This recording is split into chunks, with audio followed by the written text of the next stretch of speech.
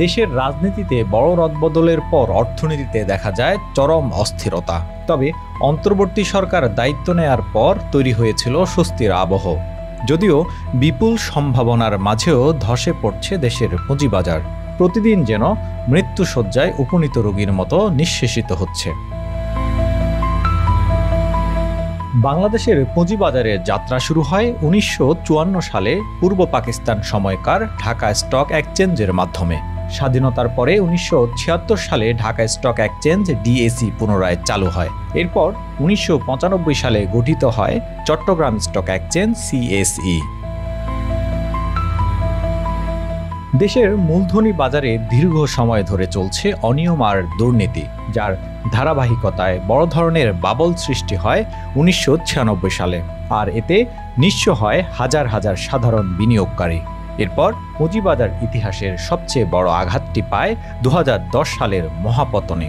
ওই সময় বাজার মূলধন এক মাসের ব্যবধানে কমে যায় ২,৭০০ কোটি টাকার বেশি।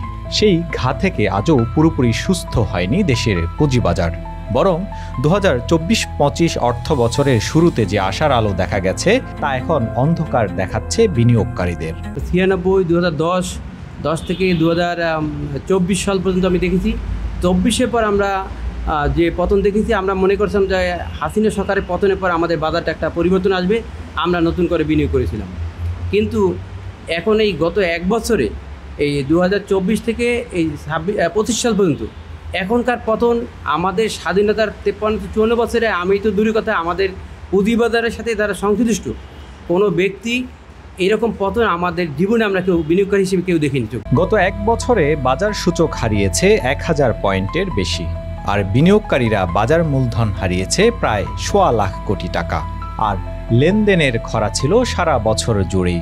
এ সময় দৈনিক গড় লেনদেন নেমে আসে ৩৫০ কোটি টাকায়, যেখানে ২০২১ সালে এই অঙ্ক ছিল গড়ে ১,২০০ কোটি টাকা। বাংলাদেশ ব্যাংকের গভর্নর, অর্থ উপদেষ্টা সবাই এক বাক্যে বলতেছে যে সব করে দেওয়া হবে। মানুষ দিশেহারা হয়ে গেছে। হাজার হাজার কোটি টাকা মানুষ এখানে ইনভেস্ট করছে। প্রচুর মানুষ ডিপোজিটর এই সমস্ত ব্যাংক, আর্থিক প্রতিষ্ঠানে। তাদের ভাগ্যের কি হবে? এখান থেকে যারা লুটপাট করছে তাদের কোনো কিছু নাই, তাদের সমস্ত কিছুর থেকে দায় মুক্তি দেওয়া হচ্ছে। মানে ভয়াবহ পতন। এখন একটা শেয়ারের দাম ১ টাকা ১০ পয়সা, ০.৯০ পয়সা একটা শেয়ারের দাম। যে শেয়ারটা প্রত্যেকটা বিনিয়োগকারী কেনা মনে করেন ১০ টাকা ১২ টাকায় কেনা।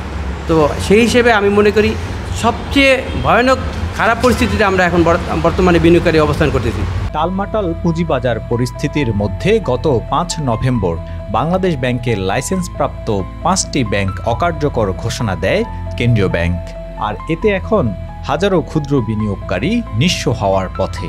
যারা জড়িত ছিলেন না ব্যাংক লুটপাটে, তবুও তাদের শেয়ারের মূল্য এখন শূন্য ঘোষণা করা হয়েছে। আর এতে ক্ষুব্ধ একীভূত হতে যাওয়া ৫ ইসলামী ব্যাংকের শেয়ার ক্রেতারা।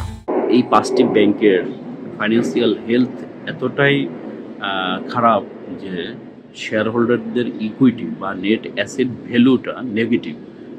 পার শেয়ারে প্রায় ৩০০ টাকার মতো নেগেটিভ রয়েছে, যার কারণে আমাদের বিনিয়োগকারীরা কিছুই পাচ্ছে না। তো এর মধ্য দিয়ে একটি মেসেজ যাচ্ছে সবার জন্য শিক্ষণীয় আর কি, যে আমাদের জেনে শুনে বুঝে বিনিয়োগ করতে হবে। এদিকে বড় কোম্পানিগুলো আস্থা পাচ্ছে না পুঁজিবাজারে। বাজারে তালিকাভুক্ত হলে সুশাসন, হিসাবের স্বচ্ছতা, নিয়মিত রিপোর্টিং এবং রাজনৈতিক হস্তক্ষেপের ঝুঁকি বেড়ে যায়, যার ফলে বাজারমুখী হচ্ছে না Grameenphone, square Pharma, British American tobacco, Unilever ছাড়া বড় আন্তর্জাতিক বা স্থানীয় কোম্পানি। এই মার্কেটে ইনভেস্টেবল কোম্পানি ম্যাক্সিমাম হলে ২০ থেকে ৩০টা হবে। মার্কেটের টোটাল লিস্টেড কোম্পানি আছে ৩৫০টার উপরে। এর মধ্যে ১০০টা কোম্পানি এখন কারেন্টলি জেড ক্যাটাগরির মধ্যে আছে। তা ইনস্টিটিউশনরাই বা কোন জায়গায় বিনিয়োগ করবে আপনি রিয়েলি চিন্তা করেন। ইনস্টিটিউশনদেরকেও মাঝে মধ্যে ফোর্স করতে হয় এই রিটেল বিনিয়োগকারীর মতনই আচরণ করার জন্য। পুঁজিবাজারে ধারাবাহিকভাবে কমছে বিদেশি ও প্রবাসী বিনিয়োগকারীর সংখ্যা। গত কয়েক মাস ধরে বিদেশিদের পুঁজিবাজার ছাড়ার যে ধারা চলছে তা এখনও থামেনি, যার ফলে নতুন করে আসছে না বিদেশি বিনিয়োগও। তবে বিদেশি বিনিয়োগ ঝুঁকি রয়েছে বলে মনে করছেন খাত সংশ্লিষ্টরা। বিদেশি বিনিয়োগকারীরা যখন আমাদের এখানে বিনিয়োগ করবে তারা কিন্তু ডলারের বিনিয়োগ করে, ডলারটাকে কনভার্ট করে টাকাতে গিয়ে আমাদের এখানে একটা ফান্ড ইনজেকশন হবে। গ্রেট। তারা দেখবে যে যদি প্রাইস লো থাকে, মার্কেটের সিচুয়েশন যদি ভালো থাকে, মার্কেট যদি ফ্রি অ্যান্ড ফেয়ার হয়, তারা যদি টাইম মতন এক্সিট নিতে পারে, এগুলির জন্যই তারা সবসময় মুভমেন্ট করে। হাউএভার বিদেশি বিনিয়োগকারীর জন্য একটা যে বড় অপরচুনিটি ক্রিয়েট হয়, যে যখন মার্কেটে হঠাৎ করে মার্কেটের আপনার র্যালি হয়ে যায়, তখনই কিন্তু তারা সেল করে চলবে, যেটা হবে কি আমাদের এফএক্সে কিন্তু তখন একটা বড় হিট করবে। পুঁজিবাজার সংস্কারে উদ্যোগ নেওয়া হলেও তা থমকে যাচ্ছে প্রতিনিয়ত। ভুক্তভোগীরা বলছেন, অসাধু চক্রের কারসাজিতেই বাধাগ্রস্ত হচ্ছে গুরুত্বপূর্ণ এ খাতের সংকট নিরসন। সরকার, নিয়ন্ত্রক সংস্থা এবং অংশগ্রহণকারী প্রতিষ্ঠানগুলো সমন্বিত কর্মপরিকল্পনা নিলে ঘুরে দাঁড়াবে পুঁজিবাজার, এমনটাই মত বিশেষজ্ঞদের। আর এতে কেবল অর্থনীতির প্রাণকেন্দ্রেই পরিণত হবে না এই খাত, বাড়বে সঞ্চয়, পাওয়া যাবে বিনিয়োগের মূলধন। তারেক হোসেন, বাংলা নিউজ 24।